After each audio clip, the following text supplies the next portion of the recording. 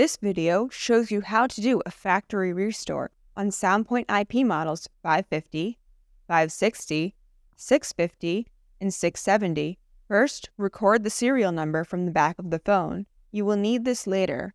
Next, unplug the power over Ethernet cable.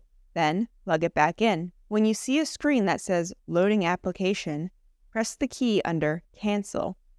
A countdown will begin. Hold down the 4, 6, 8, and asterisk buttons simultaneously. The device prompts you for a password. Enter in the serial number you recorded earlier. To switch between letters and numbers, use the selection key second from the left. As you press it, notice that the item above it changes.